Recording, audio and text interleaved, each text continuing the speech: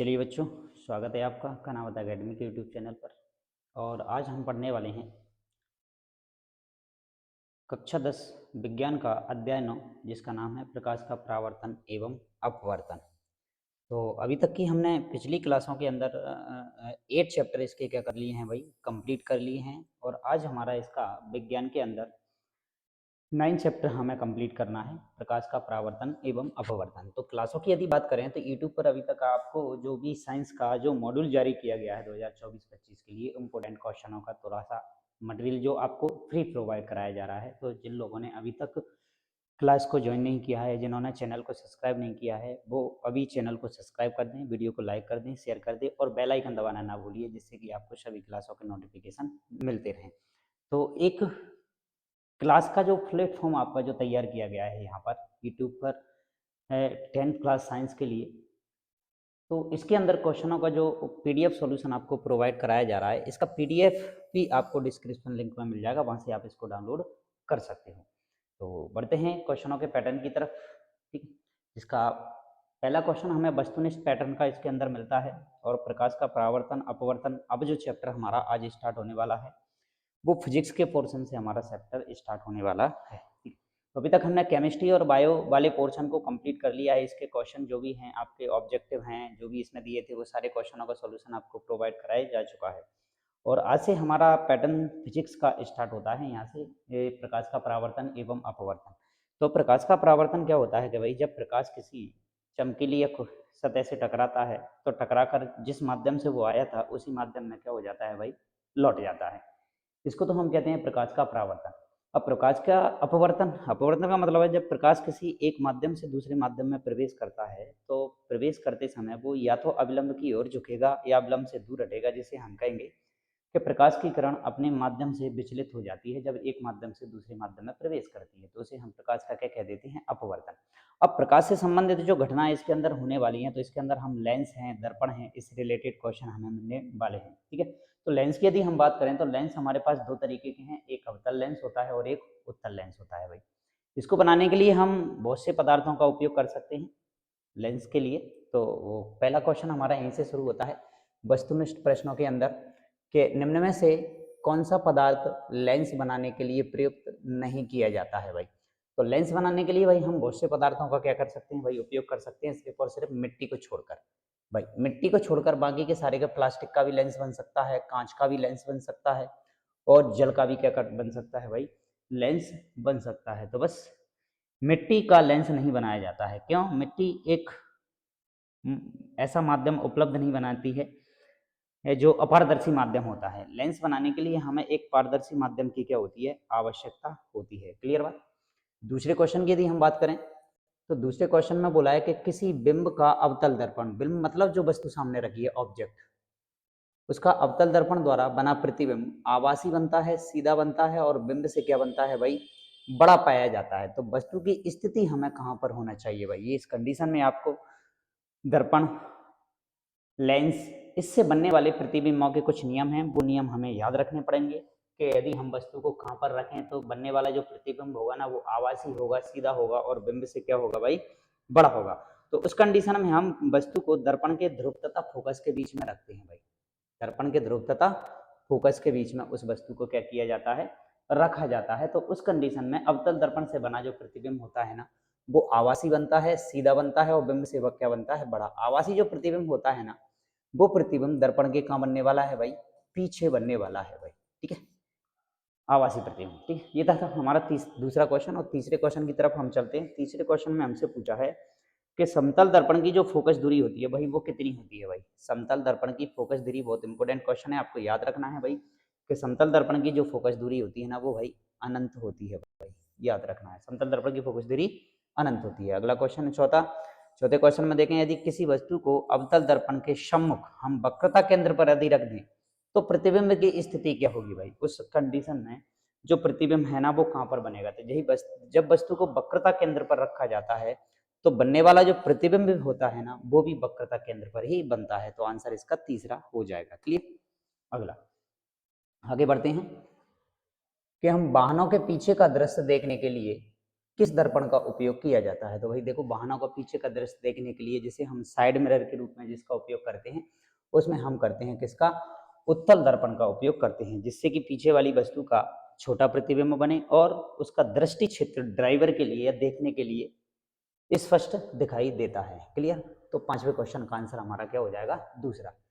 Question number 6 की हम बात करते हैं कि हम दर्पणों की पहचान कर सकते हैं। भाई दर्पणों को पहचानने के लिए क्या हमारे पास ऐसी कंडीशन होनी चाहिए? ठीक है, तो दर्पणों को पहचानने के लिए हम उनकी पहचान करते हैं दर्पण से बनने वाले प्रतिबिंबों के आधार पर। जैसे हमने पढ़ा है कि दर्पण जो होते हैं ना, वो हमारे पास 3 तरीके के होते हैं: अवतल दर्पण, उत्तल दर्पण और समतल दर्पण। लेकिन फिर भी पहचान करने के लिए हमारे पास जो है ना, वो उनसे बनने वाले प्रतिबिंब के आधार पर हम उनकी क्या करते हैं भाई, पहचान। के प्रतिबिंब दर्पण के पीछे बनना है या आगे बनना है, बड़ा बनना है या छोटा बनना है, आवासी है या सीधा है या उल्टा है, ये सारी कंडीशन है हमें दर्पणों के जो रूल्स जो दे रखे हैं, चिन्ह परिपाटी जो हमें दे रखी है, उनसे हमें, और बनने वाले जो प्रतिबिंबों के जो नियम हैं उनसे देखकर हमें इनकी पहचान करते हैं। ठीक है, अगला क्वेश्चन है 7वां कि एक लेंस की क्षमता 2 डायोप्टर है तो इसकी फोकस दूरी कितनी होगी? भाई भाई लेंस की क्षमता हमें दे रखी है कितनी? 2 डायोप्टर, तो उसकी फोकस दूरी कितनी होगी भाई? तो हमने पढ़ा है भाई, लेंस की जो क्षमता होती है ना, पावर, वो फोकस दूरी का क्या होती है भाई? उल्टा होती है भाई। ठीक है, तो फोकस दूरी हमें निकालनी होगी, तो क्या हो जाएगा भाई? लेंस की क्षमता उल्टा हो जाएगा। ठीक है, तो फोकस दूरी यदि हमें निकालना है, लेंस की क्षमता हमें दे रखी है 2 डायोप्टर, ये हमारे पास मीटर में, इसको काटोगे तो इससे आ जाएगा कितना? 0.5 मीटर, या हम कहें कि 50 सेंटीमीटर इसका आंसर हो जाएगा। क्लियर? तो ये आंसर हमारा हो जाएगा इसका 50 सेंटीमीटर। अगला क्वेश्चन है 8वां क्वेश्चन। 8वें क्वेश्चन में हमसे बना है कि आवर्धन के मान में, यदि मान लो किसी वस्तु का हमने आवर्धन निकाला, आवर्धन निकालने के लिए हम क्या रखते हैं कि भाई प्रतिबिंब की ऊंचाई बटे बिंब की ऊंचाई, इन दोनों का अनुपात जो होता है ना, वो हमारा आवर्धन होता है। यदि आवर्धन हमने निकाला और वो हमारे पास ऋणात्मक आता है, माइनस में आता है, मान लो किसी वस्तु का आवर्धन कितना आया? माइनस के 10 आया, तो माइनस के आवर्धन आने का मतलब क्या है? यहाँ पर जो माइनस का चिन्ह जो प्रदर्शित करना है ना, वो ये प्रदर्शित करता है कि जो बनने वाला जो प्रतिबिंब है ना, वो कैसा है भाई? वास्तविक है। बनने वाला जो प्रतिबिंब कैसा है भाई? वास्तविक है। ये इस बात को प्रदर्शित करता है, और वास्तविक प्रतिबिंब जो बनता है ना, वो दर्पण के आगे बनता है। ठीक है, तो उससे हमारी ये पहचान हो जाती है। ठीक है, अगला क्वेश्चन है नवा कि किसी दर्पण में चाहे कितनी ही दूरी पर खड़े हों, आपका प्रतिबिंब सदैव सीधा प्रतीत होता है, यह संभवतः दर्पण कौन सा होगा? भाई हमने एक दर्पण के अंदर अपने आप को देखा, तो हम उस कंडीशन में हमारा प्रतिबिंब सदैव सीधा बनता है, तो उस कंडीशन में दर्पण हमारा या तो हो सकता है क्या? समतल, या फिर हो सकता है उत्तल। तो उस कंडीशन में हमारा प्रतिबिंब सदैव कैसा बनेगा? सीधा बनेगा। क्लियर? आगे बढ़ते हैं अगले क्वेश्चन की तरफ। अगले क्वेश्चनों में हमें दे रखा है खाली स्थान, और बात करते हैं खाली स्थानों में। सबसे पहला खाली स्थान हमें दे रखा है कि गोलीय दर्पण जो है, गोलीय दर्पण हमारे पास अवतल भी है और उत्तल भी है। तो गोलीय दर्पण की फोकस दूरी जो होती है ना, उसकी वक्रता त्रिज्या की कितनी होती है भाई? फोकस दूरी जो होती है ना, वो वक्रता त्रिज्या की भाई आधी होती है भाई, याद रखना है, आधी। मतलब हम कहें कि R बराबर हमारे पास होता है कितना? 2f। त्रिज्या जो होती है ना, वो फोकस दूरी की कितनी होती है? दुगनी होती है, और फोकस दूरी जो होती है ना, वो त्रिज्या की क्या होती है भाई? आधी होती है भाई। ठीक है, तो हमसे यहाँ से फोकस दूरी यदि पूछी जा रही है क्वेश्चन में, तो ये त्रिज्या की क्या हो जाएगी भाई? आधी हो जाएगी। क्लियर? तो जवाब इसका ये हो जाएगा। अगला क्वेश्चन है दूसरा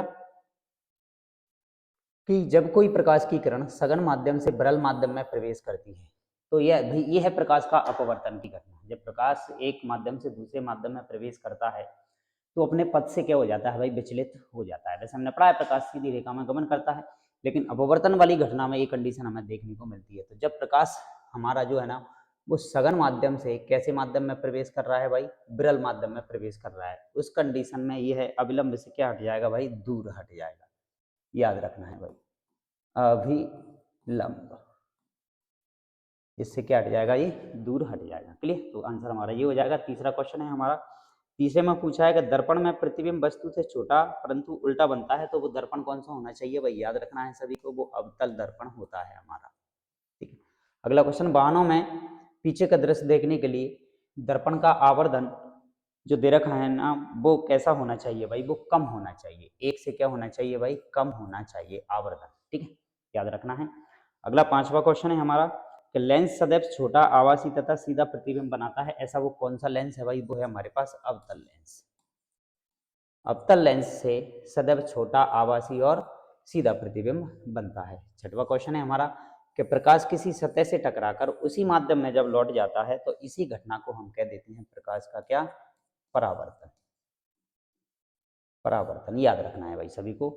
अगला क्वेश्चन है सातवां, जिसमें हमें दे रखा है आपतन कोण का मान सदैव परावर्तन कोण के मान के होता है भाई। आपतन कोण का मान सदैव परावर्तन कोण के बराबर होता है भाई, याद रखना है, बराबर। अगला क्वेश्चन है आठवां क्वेश्चन कि दो माध्यमों में प्रकाश की चाल के अपवर्तनांक प्रकाश की चाल के अनुपात को हम क्या कहते हैं? तो उसे हम बोलते हैं अपवर्तनांक। अपवर्तनांक कहलाता है भाई ये हमारा, ठीक है। अगला क्वेश्चन कि नवा क्वेश्चन दे रखा है हमें कि वस्तुओं को हम की उपस्थिति में देख पाते हैं। तो भाई वस्तुएं जो भी है ना वो प्रकाश की उपस्थिति में दिखाई देती हैं। प्रकाश यदि है तो वस्तु हमें दिखाई देगी, प्रकाश यदि नहीं है तो हमें वस्तु दिखाई नहीं देगी। क्लियर? अगले क्वेश्चन की तरफ बढ़ते हैं हम। अगले क्वेश्चनों में हमें दे रखा है एक शब्द वाक्य में उत्तर, और एक शब्द वाक्य में उत्तर में हम पहले क्वेश्चन की बात करते हैं कि गोलीय दर्पण की जो फोकस दूरी है ना वो हम पढ़ चुके हैं। अगला क्वेश्चन है हमारा रेखीय आवर्धन किसे कहते हैं भाई? अगला क्वेश्चन हमारे ये दे रखा है कि रेखीय आवर्धन क्या कहलाता है भाई? तो इसमें हम लिखे लेते हैं कि दर्पण से परावर्तन के कारण, लिख लेते हैं जवाब इसमें, दर्पण से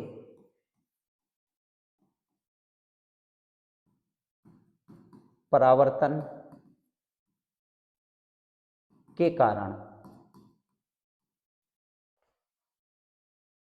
बने प्रतिबिंब के आकार का, बने प्रतिबिंब के आकार का बिंब के आकार से अनुपात, बिंब के आकार से अनुपात, भाई इसे हम कह देते हैं क्या? रेखीय आवर्धन कहलाता है भाई, ठीक है, याद रखना है इसको। अगला क्वेश्चन है भाई दर्पण सूत्र लिखिए। तो दर्पण सूत्र होता है हमारा 1/f बराबर 1/v प्लस 1/u, याद रखना है, 1/u, ठीक है। अगला क्वेश्चन है तीसरा कि उस दर्पण का नाम बताइए, उस दर्पण का नाम बताइए जो बिंब का सीधा तथा आवर्धित प्रतिबिंब बनाता है भाई। तो इसका जवाब हो जाएगा हमारा, ये है हमारे पास अवतल दर्पण, ठीक है। अगला क्वेश्चन है चौथा क्वेश्चन कि एक आपतित किरण समतल दर्पण पर 30 डिग्री का कोण बनाती है। मतलब आपतन कोण कितने का है? 30 डिग्री का। तो परावर्तन कोण भी कितने डिग्री का बनने वाला है भाई? 30 डिग्री का ही बनने वाला है। क्यों? क्योंकि हमने पढ़ा है आपतन कोण I और परावर्तन कोण R सदैव क्या होते हैं भाई? बराबर होते हैं। तो जितने डिग्री का आपतन कोण बनेगा उतनी ही डिग्री का क्या बनने वाला है? परावर्तन कोण बनने वाला है। क्लियर? आगे चलते हैं। आगे अगले क्वेश्चन में हमें दे रखी है सही जोड़ी। भाई सही जोड़ी हमें बनाना है, जिसके लिए हमें एक कॉलम खाली दे रखा है जहाँ पे हमें इनके मिलान को लिखना है। कॉलम आ में हमें डायोप्टर, उत्तल लेंस, अवतल लेंस की क्षमता, समतल दर्पण, एक सरल रेखीय पथ या परावर्तक पृष्ठ, इनको मैच करने के लिए ABCDEF में हमें कॉलम में दे रखा है। तो भाई बात करते हैं सबसे पहले क्वेश्चन की। तो पहले क्वेश्चन में हमें दे रखा है डायोप्टर। तो डायोप्टर जो क्षमता होती है ना वो किसकी होती है भाई? लेंस की क्षमता को किसमें मापा जाता है? डायोप्टर में मापा जाता है। तो इसका जवाब हो जाएगा हमारा बी वाला, लेंस की क्षमता। दूसरा क्वेश्चन दे रखा है उत्तल लेंस, और उत्तल लेंस को हम मैच करेंगे कि बीच में मोटा होता है और किनारों पर पतला होता है भाई। ये उत्तल लेंस की क्या है? पहचान। तो ए वाला जवाब हमारा इसका हो जाएगा। अगला क्वेश्चन है कि अवतल लेंस की क्षमता। तीसरा हमें दे रखा है अवतल लेंस की जो क्षमता होती है ना वो कैसी होती है भाई? तो याद रखना है कि अवतल लेंस की जो क्षमता होती है ना वो होती है कैसी? ऋणात्मक, ठीक है। उसके बाद दे रखा है हमें समतल दर्पण, और समतल दर्पण का जो हम उपयोग करने वाले हैं भाई क्या? चेहरा देखने के लिए भाई, चेहरा देखने के लिए, मुंह दिखाई के लिए इसका उपयोग किया जाता है। घर में हमारी ड्रेसिंग टेबल है, नॉर्मल दर्पण हमारे घर में हम जो उपयोग कर रहे हैं ना वो सभी कैसे हैं? समतल दर्पण है। अगला क्वेश्चन है कि एक सरल रेखीय पथ क्या है भाई?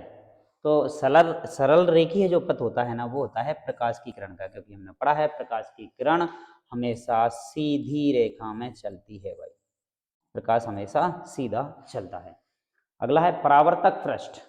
परावर्तक पृष्ठ किसकी होती है भाई, तो हमने पढ़ा है परावर्तक पृष्ठ जो होती है ना वो गोलीय दर्पण की होती है भाई, हमने पढ़ा हुआ है कि दर्पण दो तरीके के हैं हमारे पास, एक तो गोलीय और एक गोलीय दर्पण के अंदर दो दर्पण है हमारे पास जिनकी सतह परवलयाकार होती है, गोलाकार होती है, जिसमें से एक है हमारा अवतल और एक है उत्तल। समतल दर्पण की सतह समतल होती है इसलिए उसका नाम है समतल दर्पण। ठीक है, आगे बात करते हैं जिसमें हमारे पास अगले क्वेश्चन आ जाते हैं अति लघु उत्तरीय प्रश्न, इनकी हम बात करते हैं। तो अति लघु उत्तरीय प्रश्नों में सबसे पहला क्वेश्चन हमें दे रखा है कि गोलीय दर्पण किसे कहते हैं, गोलीय दर्पण के प्रकार बताइए भाई। तो वे दर्पण जिनका परावर्तक पृष्ठ जो होता है या तल जो होता है कैसा होता है भाई, गोलाकार, उन्हें हम गोलीय दर्पण कह देते हैं, जो कि हमारे पास दो प्रकार के हैं। जैसे कि हम अवतल दर्पण की बात करें तो यदि हम इसकी बाहर से पॉलिश कर दें और अंदर से वस्तु को देखें तो ये अवतल कहलाएगा, और यदि इसी दर्पण की हम अंदर से पॉलिश कर दें तो उठा हुआ भाग है वो हमारा उत्तल दर्पण कहलाएगा। ठीक है, ये दो प्रकार हैं हमारे दर्पण के। वाहनों में पीछे का दृश्य देखने के लिए हम किस दर्पण का उपयोग किया जाता है भाई, तो याद रखना है वाहनों में पीछे का दृश्य देखने के लिए हम उत्तल दर्पण का उपयोग करते हैं, उत्तल दर्पण। ये हमारा दूसरा क्वेश्चन क्लियर हुआ। और अगला क्वेश्चन हमें दे रखा है भाई अपवर्तनांक, कि हीरा है एक डायमंड हमारे पास, उसका अपवर्तनांक हमें दे रखा है 2.42। तो इस कथन से क्या अभिप्राय है भाई, तो आप याद रखना है आपको सबसे पहले अभी कि भाई प्रकाश की जो चाल होती है ना c बराबर वो होती है 3 × 10⁸ मीटर पर सेकेंड। इतनी स्पीड से प्रकाश चलता है भाई, या हम कहें इसको ही हम बदल सकते हैं कि 3 लाख किलोमीटर पर सेकेंड, मतलब एक सेकंड में प्रकाश की जो किरण है ना वो प्रकाश की जो चाल है ना वो 3 लाख किलोमीटर चलती है भाई। तो हीरे का अपवर्तनांक है 2.42। तो इस कथन का अभिप्राय है कि वायु में जो प्रकाश की चाल होती है जो भी हमने पढ़ा है ऊपर, और हीरे में प्रकाश की चाल का जो अनुपात होता है ना वो कितना होता है भाई, 2.42 होता है। तो हम बोल देते हैं कि भाई इसका अपवर्तनांक इतना है, तो इसे हम कहते हैं। अगला क्वेश्चन है हमारा कि लेंस की क्षमता से आप क्या समझते हैं, इसका सूत्र भी लिखिए भाई। तो देखो लेंस क्या होता है, हमारे पास दो तरीके के लेंस हैं, एक है हमारे पास उत्तल लेंस और एक है हमारे पास अवतल लेंस। ठीक है, तो इन लेंसों से क्या होता है कि भाई प्रकाश की जो किरणें इस पर आपतित होती है ना उनको विचलित करने या मोड़ने की जो क्षमता होती है वही हमारी लेंस की क्या कहलाती है भाई, क्षमता कहलाती है। ठीक है, या हम बात करें कि लेंस की जो क्षमता जो P होती है इसे हम P से प्रदर्शित करते हैं। P जो है ना वो फोकस दूरी का क्या होती है भाई, उल्टा होती है। दोनों परिभाषाएं आपको याद रखनी है भाई, फोकस दूरी का उल्टा, और इसकी क्षमता को हम डायोप्टर से प्रदर्शित करते हैं, इसका मात्रक होता है क्या, डायोप्टर। आगे बढ़ते हैं। आगे अगला पांचवा क्वेश्चन हमें दे रखा है एक अंतर के वास्तविक प्रतिबिंब और आभासी प्रतिबिंब में अंतर बताइए भाई। तो इसमें सबसे मेन अंतर है हमारे पास कि इसमें प्रकाश की किरणें परावर्तन या फिर अपवर्तन के बाद वास्तव में एक बिंदु पर मिलती हैं भाई, जिस बिंदु पर मिलती हैं वहां उसका प्रतिबिंब बनेगा। दूसरी आभासी में यदि हम बात करें तो इसमें प्रकाश की किरणें परावर्तन या फिर अपवर्तन के बाद पीछे बढ़ाने पर किसी एक बिंदु पर मिलती हुई क्या होती है, हमें प्रतीत होती है। ऐसा है नहीं है लेकिन ऐसा प्रतीत होता है, आभास होता है, तो हम उसे क्या कह देते हैं, आभासी। और वास्तविक प्रतिबिंब हमारे सामने। दूसरा, वास्तविक प्रतिबिंब जो होता है ना उसे पर्दे पर प्राप्त किया जा सकता है, लेकिन आभासी प्रतिबिंब को हम पर्दे पर प्राप्त नहीं कर सकते। ठीक है, या हम बात करें कि वास्तविक आभासी जो प्रतिबिंब है ना वो दर्पण के काम बनने वाला है भाई, पीछे बनने वाला है, पीछे।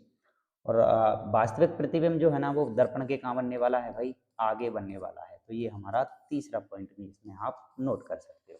ठीक है, अगला क्वेश्चन है हमारा दूसरा क्वेश्चन, एक न्यूमेरिकल इससे हमें दे रखा है। देखो भाई चैप्टर से यदि न्यूमेरिकल की बात की जाए तो अच्छे खासे न्यूमेरिकल इस चैप्टर से आते हैं, जिसकी आपको एक अलग से न्यूमेरिकल वाली क्लास आपसे अलग से प्रोवाइड कराई जाएगी, जिसके अंदर हम इस फिजिक्स से रिलेटेड जो भी एग्जाम में इंपोर्टेंट प्रीवियस क्वेश्चन जो भी हमें दे रखे हैं उन सारे क्वेश्चनों को आपको अलग से सॉल्यूशन में दिया जाएगा। तो अभी हमें इसके इस सीट के अंदर जो भी क्वेश्चन दे रखे हैं ना हम उनकी बात करते हैं। देखो एक गोलीय दर्पण की जो वक्रता त्रिज्या है ना वो हमें दे रखी है कितनी, 20 सेंटीमीटर। तो इसकी फोकस दूरी हमें ज्ञात करना है। तो भाई हमारे पास गिवन है क्या क्या, उसको हम लिख लेते हैं। वक्रता त्रिज्या जिसे हम r से प्रदर्शित करते हैं, जो कि हमें दे रखी है कितनी, 20 सेंटीमीटर, और हमें ज्ञात करना है क्या, फोकस दूरी, क्वेश्चन मार्क। तो हमने पढ़ा है कि वक्रता त्रिज्या और फोकस दूरी में संबंध होता है r बराबर 2f, या फिर हम कह सकते हैं कि f बराबर कितना होता है, r/2। ठीक है, तो बस वैल्यू पुट कर दीजिए, फोकस दूरी हमारे पास आ जाएगी, r का मान 20 सेंटीमीटर, इसको 2 से डिवाइड कर दो तो हमारे पास आंसर आ जाएगा कितना, 10 सेंटीमीटर।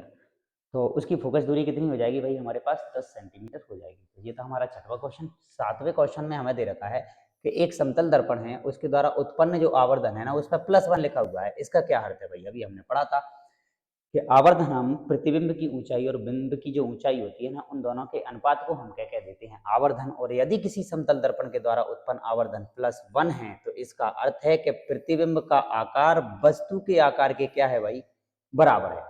और धनात्मक चिन्ह इस बात को दर्शाता है कि प्रतिबिंब कैसा बनने वाला है भाई, सीधा तथा आभासी बनने वाला है भाई, वास्तविक प्रतिबिंब नहीं मिलेगा हमें इससे, ये इसका कहने का मतलब है। अगला क्वेश्चन हमारे पास आ जाता है कि प्रकाश के परावर्तन से आप क्या समझते हैं, इसके नियम लिखिए भाई। ठीक है भाई, बात करते हैं देखो प्रकाश के परावर्तन की। तो ये हमारी एक सतह या कांच हम मान सकते हैं, दर्पण, दर्पण ही कहेंगे हम इसको, कांच नहीं कहेंगे, क्योंकि इसकी पॉलिश कर दी गई है नीचे से। ये इसका अभिलंब है, ये आपतित किरण है, ये परावर्तित किरण है, इसको हम कहेंगे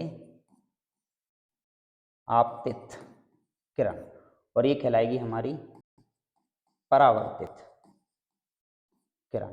इन दोनों के बीच में अविलंब और इस आपतित किरण के बीच में कोण बनेगा, इसे हम आपतन कोण कहेंगे I, और इसके बीच में जो बनने वाला है उसे हम कहेंगे परावर्तन कोण R। तो यहाँ से हमारे पास नियम बन जाते हैं क्या, 3। तो सबसे पहले तो हम बात करें परिभाषा की, कि जब कोई प्रकाश की किरण किसी चमकदार सतह से टकराकर उसी माध्यम में वापस लौट जाती है, तो इस घटना को तो हम कह देते हैं प्रकाश का परावर्तन। इसके 2 नियम हैं। पहला नियम क्या कहता है भाई, कि आपतित किरण, परावर्तित किरण और आपतन बिंदु, ये तीनों के तीनों एक ही जगह पर स्थित होते हैं भाई, एक ही तल में स्थित होते हैं भाई। दूसरा नियम क्या है, कि आपतन कोण I और परावर्तन कोण R क्या होते हैं, बराबर। तो हम कह सकते हैं कोण I बराबर कोण R। एक ओटी हम इससे सॉल्व कर चुके हैं भाई। ये 2 नियम अब आपके परावर्तन के कहलाते हैं भाई। दूसरा है स्नेल का नियम। तो पहली बात, हम स्नेल के नियम की बात करें ना, तो ये स्नेल का नियम जो है ना, वो हमारा एक अपवर्तन का नियम है भाई, अपवर्तन का दूसरा नियम है। ठीक है, अपवर्तन क्या होता है भाई, कि जब प्रकाश की किरण एक माध्यम से दूसरे माध्यम में प्रवेश करती है, तो अपने मार्ग से क्या हो जाती है, विचलित हो जाती है। इससे संबंधित एक स्नेल नाम के वैज्ञानिक ने एक नियम दिया कि जब कोई प्रकाश की किरण किन्हीं किन्हीं 2 माध्यमों की सीमा पृष्ठ पर तिरछी आपतित होती है, तो आपतन कोण की ज्या, जिसे हम साइन I कहते हैं, और अपवर्तन कोण की ज्या, जिसे हम साइन R कहते हैं, इन दोनों के बीच में एक अनुपात होता है, जिसे हम पहले माध्यम के सापेक्ष दूसरे माध्यम का क्या कहते हैं, अपवर्तनांक कह देते हैं। तो म्यू बराबर हमारे पास बन जाता है, अपवर्तनांक को हम म्यू से प्रदर्शित करते हैं, ये बन जाता है हमारे पास sine I upon sine R। ये आपको याद रखना है, इसे हम स्नेल का नियम कह देते हैं। ठीक है, आगे आ जाते हैं। कुछ परिभाषाएं हमें दे रखी कि सबसे पहले दे रखा है हमें ध्रुव, फिर दे रखा है लेंस का मुख्य अक्ष, फिर दे रखा है प्रकाश से केंद्र, और एक दे रखा है हमें वक्रता केंद्र। बात करते हैं इनकी, कि सबसे पहले हम ध्रुव की बात करें कि कोई गोलीय दर्पण के परावर्तक तल के मध्य बिंदु को दर्पण का ध्रुव कहते हैं, इसे P से प्रदर्शित करते हैं। जैसे कि मान लो ये कोई गोलीय दर्पण है, इसका ये मध्य बिंदु जो है ना, इसे हम P से प्रदर्शित करेंगे, बोले तो पोल कहेंगे। अब या तो हम चाहे इसको अवतल बना दें, चाहे हम उत्तल बना दें, ध्रुव इसका पोल बीचों बीच में यही रहेगा, इसे हम P से प्रदर्शित करते हैं। दूसरा है लेंस का मुख्य अक्ष क्या है, होता है तो कि किसी लेंस के दोनों वक्रता केंद्रों से गुजरने वाली एक काल्पनिक सीधी रेखा लेंस का मुख्य अक्ष कहलाती है। मान लो ये रहा हमारे पास क्या, एक लेंस, और इससे जो सीधी रेखा गई है ना, इसे हम कह देते हैं क्या, मुख्य अक्ष। ये हमारी एक काल्पनिक रेखा क्या कहलाती है, मुख्य अक्ष कहलाती है। अगला है प्रकाशिक केंद्र। लेंस का अपवर्तन तल केंद्रीय बिंदु को उसका प्रकाशिक केंद्र कहते हैं भाई, सी से इसको प्रदर्शित करते हैं। और दूसरा है वक्रता केंद्र, कि उस गोले के वक्रता केंद्र को वक्रता केंद्र कहते हैं, जिसका दर्पण दर्पण का एक भाग होता है भाई, ये है हमारे पास भाग, और इसको यदि हम आगे बढ़ाया जाए तो एक वृत्त बन जाएगा। ये इसका केंद्र वक्रता केंद्र सी कहलाएगा, और केंद्र से यहाँ तक की जो डिस्टेंस होगी ना उसे हम इसकी रेडियस यानी वक्रता त्रिज्या केंद्र कह सकते हैं, ठीक है, रेडियस कहलाती है। तो ये इसका वक्रता केंद्र होगा, केंद्र को ही हम क्या कह देते हैं भाई, ये है इसका केंद्र, ये रहा। तो ये परिभाषा हमें इसमें दे रखी है। ऐसे ही अगला क्वेश्चन हमें दे रखा है दूसरा, कि एक 2 मीटर की फोकस दूरी वाले किस अवतल लेंस की क्षमता ज्ञात कीजिए, या हम कहें कि किसी अवतल लेंस की क्षमता ज्ञात कीजिए। भाई अब क्या गिवन है हमारे पास, उस बात को हम लेते हैं। अब की बार हमें फोकस दूरी गिवन है कितनी, 2 मीटर, और हमें लेंस की क्या ज्ञात करना है भाई, क्षमता ज्ञात करना है भाई, पी ज्ञात करना है। तो पी क्या होती है भाई, फोकस दूरी का उल्टा क्या कहलाती है, क्षमता, जो कि है हमारे पास कितनी हो जाएगी, 1/2। 2 से इसको कट करोगे तो ये आ जाएगा हमारे पास कितना, 0.5 डायोप्टर, ठीक है। या हम इसको कह सकते हैं कि ये 50 सेंटीमीटर ही, 50, ठीक है। फोकस दूरी यदि मीटर में दे रखी है या सेंटीमीटर में दे रखी है तो हम दोनों ही कंडीशन में चेंज करेंगे। मीटर में हमको फोकस दूरी दे रखी थी, हमारा 0.5 डायोप्टर आंसर इसका हो जाएगा, ठीक है। दूसरा क्वेश्चन हमें दे रखा है कि उस लेंस की फोकस दूरी ज्ञात कीजिए जिसकी क्षमता कितनी दे रखी है, -2 डायोप्टर। तो भाई हमें पता है, अब की बार हमें पी दे रखा है -2.0 डी फॉर डायोप्टर, जो कि लेंस की क्षमता का मात्रक होता है, और लेंस की क्षमता पी बराबर हमारे पास होता है क्या, 1/f। और एफ यदि हमें फाइंड करना है तो पी का डिवाइड कर दो भाई, पी नीचे आ जाएगा आपका, ठीक है। अब वैल्यू पुट कर देते हैं हम इसमें अंदर, माइनस आगे आ जाएगा, 2 दे रखा है हमें, 2 को हम इसके कट करेंगे तो ये माइनस के 0.5 फोकस दूरी का मात्रक मीटर होता है, या हम फिर कह सकते हैं इसको मीटर को सेंटीमीटर में बदलेंगे तो 1 मीटर में 100 सेंटीमीटर होते हैं, 100 सेंटीमीटर। तो 0.5 मीटर में कितने सेंटीमीटर हो जाएंगे भाई, 50 सेंटीमीटर आंसर हो जाएगा हमारा, ठीक है। बात करते हैं अगली सीट में, अगले में हमें दे रखा है एक और न्यूमेरिकल हमें दे रखा है इसके अंदर, कि कोई डॉक्टर +1.5 डायोप्टर क्षमता का संशोधित लेंस निर्धारित करता है, लेंस की फोकस दूरी ज्ञात कीजिए, और निर्धारित लेंस अभिसारी है या फिर अपसारी है, ये भी हमें बताना है। अपसारी या अपसारी का मतलब जो होता है, यदि कोई लेंस अपसारी है तो वो होता है कौन सा, उत्तल लेंस, ठीक है। और यदि कोई लेंस अपसारी है तो हम अवतल लेंस को क्या कहते हैं भाई, अपसारी कहते हैं। तो भाई बात करते हैं क्या क्या दे रखा है। तो सबसे पहले क्वेश्चन में हमें क्या दे रखी है, क्षमता, जो कि 1.5 डायोप्टर है, ठीक है। अब हम इसकी फोकस दूरी निकाल सकते हैं, क्योंकि फोकस दूरी जो होती है ना वो क्षमता की क्या होती है, उल्टी। तो फोकस दूरी निकालते हैं, 1, क्षमता हमें दे रखी है 1.5, तो यहाँ से डेसिमल हटाओगे 0 ऊपर बढ़ जाएगा, कट करोगे 5 से इसको, 5 2 जा 10 और 5 3 जा 15, तो ये आ जाएगा हमारे पास कितना, 2/3, ठीक है, मीटर में। अब इसको आगे और आप कट करोगे तो फोकस दूरी आपकी आ जाएगी, 3 से भाग लगाओ, 3 6 जा 18, अभी भी 2 हमारे पास बच गया है, जिसे हम 2/3 भी लिख सकते हैं भाई। आगे लिखते हैं, डेसिमल में यदि हमें इसका आंसर देना है भाई तो 3 से डिवाइड करेंगे 2 को हम, तो दशमलव लगा 0 बढ़ा लेंगे और दशमलव लगा लेंगे तो 0.6 मीटर आपका क्या आ जाएगा भाई, इसका आंसर आ जाएगा। अब जो फोकस दूरी हमारे पास आ रही है ना, वो आ रही है क्या, धनात्मक। यदि किसी लेंस की फोकस क्षमता जो आती है ना धनात्मक है, तो हम ये कह सकते हैं कि वो लेंस कौन सा होने वाला है भाई, हमारा उत्तल होने वाला है भाई। यदि धनात्मक आती है तो उत्तल लेंस होगा, और ऋणात्मक आती है तो वो क्या होगा भाई, अवतल लेंस होगा। तो इस तरीके से आपकी इन क्लास के अंदर हमने देखा कि थोड़े से फिजिक्स के इस पैटर्न से जो मॉड्यूल जो जारी किया गया है ना, उसमें क्वेश्चनों का जो पैटर्न दिया गया है ना वो थोड़ा सा कम, जिसमें ऑब्जेक्टिव मटेरियल को थोड़ा सा ज़्यादा ध्यान में रखते वो क्वेश्चन हमें ज़्यादा दे रखे। बाकी के हमारे पास जो 2 नंबर वाले क्वेश्चन है, 3 नंबर वाले क्वेश्चन और 4 नंबर वाले जो क्वेश्चन है, वो हमें इस मॉड्यूल के अंदर कम ही दे रखे हैं। तो भाई इन क्वेश्चनों को भी आप एक बार देखिए, जो कि शॉर्ट रिवीजन के लिए आपके लिए क्वेश्चन गिवन है इस सीट में, तो आप बिल्कुल इन क्वेश्चनों को भी क्या कर सकते हो, प्रैक्टिस कर सकते हो। तो ये थी आपकी आज की पहली क्लास फिजिक्स की, जिसमें हमने 9 चैप्टर प्रकाश के परावर्तन और अपवर्तन को क्या किया है, कंप्लीट। इसी के साथ हम आगे आने वाली क्लास में अगले चैप्टर को कंप्लीट करेंगे कि चैप्टर 10। तो जब तक के लिए अब बाकी के जो चैप्टर हमने आपको प्रोवाइड करा रखे हैं उन सारे चैप्टरों की लिंक आपको इस वीडियो के डिस्क्रिप्शन बॉक्स में मिल जाएगी। तो वहाँ से आप हमारी जो भी प्रीवियस क्लास आपको प्रोवाइड करा जा चुकी हैं उन क्लासों को आप बिल्कुल देख सकते हो। तो मिलते हैं आपसे अगली क्लास में, तब तक के लिए बहुत बहुत धन्यवाद।